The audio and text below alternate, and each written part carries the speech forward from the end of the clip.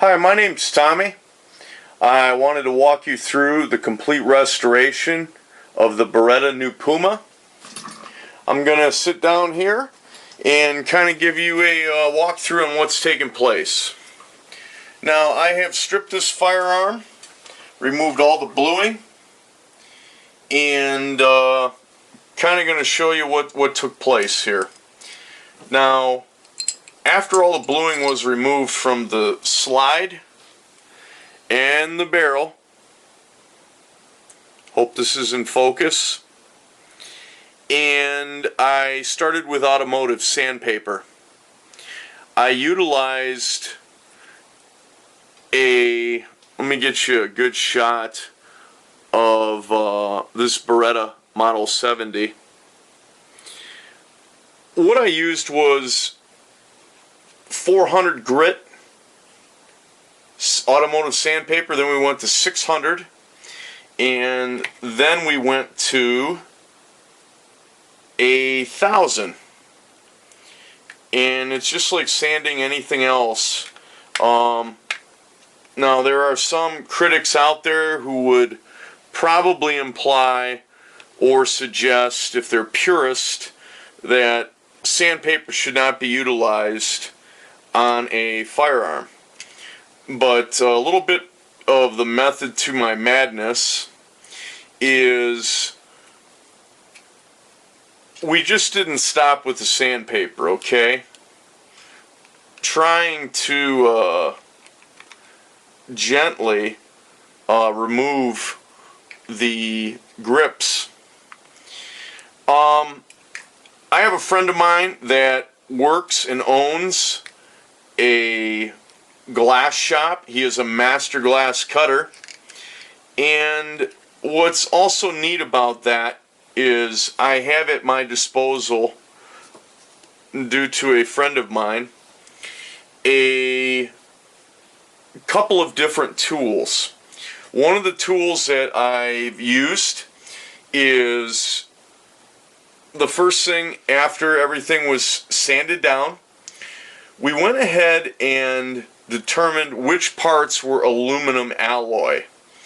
Now, the frame, the lower receiver, let you get a good picture of this, and you can see, hopefully, that I took this to a cork wheel.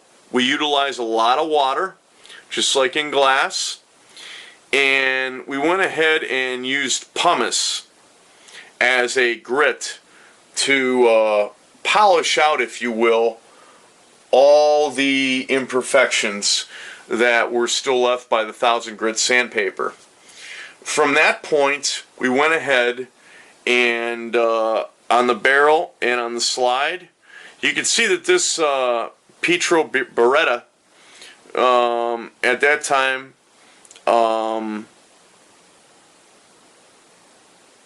we used a felt wheel. The grit is very, very fine, and I went ahead and used cerium oxide to get this baby to spark like a diamond. Okay? So that's what's taking place. Now, a few things to note that I utilize in cleaning firearms is shooter's choice. We'll back that up a bit. I really don't want to turn this into an advertisement, but shooter's choice, I haven't found it in stores. Hoppe's is a good cleaner. When I was in the military, we used Break Free, CLP, cleaner, lubricant, and preservative. There's a lot of good cleaners out there. Now, for concealed carry or home protection, you're really not going to use this for home protection. You want something with a little more oomph to it, with knockdown power. But what I use for concealed carry is Magtech Guardian Gold. It is a 32 automatic. For the anti-gun folks, this is a semi-automatic. Most of us refer to pistols as a automatic. This is a single action pistol, which means the hammer has to be cocked just as it were with the wonderful 1911 Colt. And that's pretty much the breakdown of what's taken place so far. Now, the slide, the barrel, the mechanism to lock the bolt to the rear, and a few other, actually the trigger itself, those are steel, so those are going to be blued. Now, there are a lot of suggestions out there that state that, you know, kind of leave the firearm as it is. You know, you don't want to strip it. You don't want to do any work to it. I have the persuasion that if you are going to restore a firearm, any firearm, you want to stick to what is pretty close to factory. So what's going to take place is the slide, the barrel, everything that's stainless steel, and a way to determine that is simply with a magnet. Magnet will stick to it, or a screwdriver that's been previously magnetized. You really can't see it, but it is sticking to parts that are steel. Now, Duracoat is a product that I've been informed that is very, very good with firearms. I myself have not utilized it, but what I am going to do is I am taking this to a machine shop, the lower receiver. This is what actually qualifies a firearm. Everything else, you don't have a firearm. With the lower receiver, that's what under ATF guidelines considers it to be a weapon, or a gun piece, whatever you would like to call it. Instead of me utilizing Duracoat on the lower receiver, I am going to use originally what Beretta used. Beretta, on all aluminum frames, they utilized anodizing. So this piece is going to be anodized. To kind of give you an idea of the genius and the way that this firearm is assembled, all the internal workings and mechanisms, I'm just going to kind of walk you through it really quickly. After everything is stripped, and you need to pay strict attention to the exact way that the firearm was disassembled. If you don't, you'll wind up in an insane asylum. With this piece, fortunately, by the grace of God, I have not had that.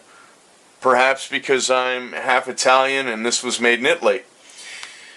So that's the actual slide, and it fits very well.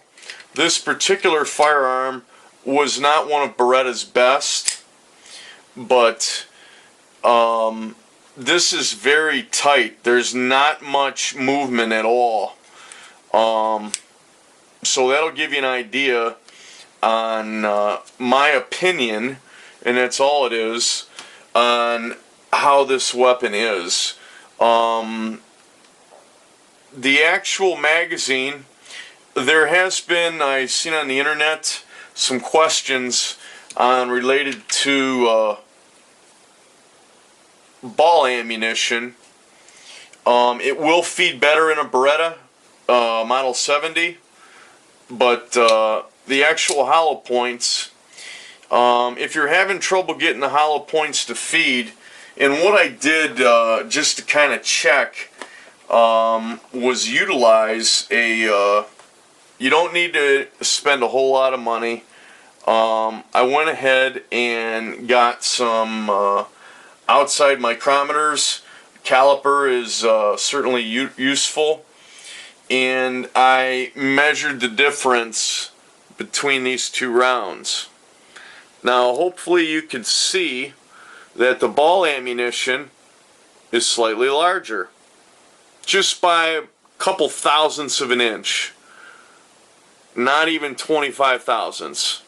So it's very minimal.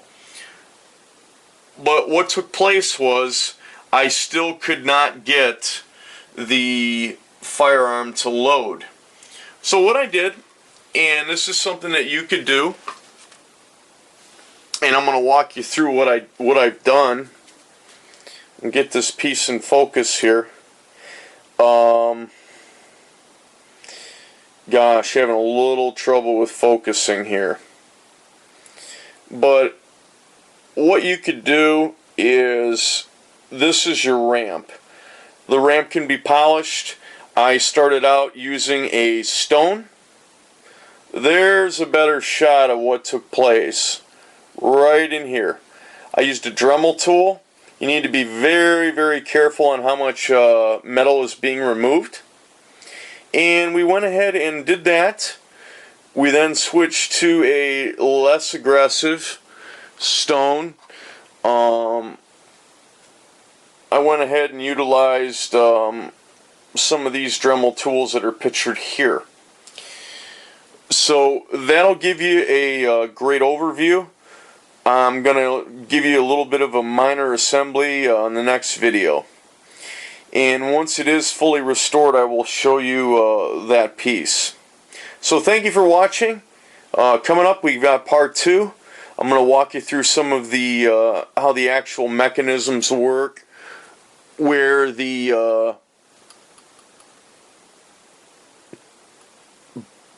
this particular item will lock your bolt to the rear, your takedown pin, trigger assembly.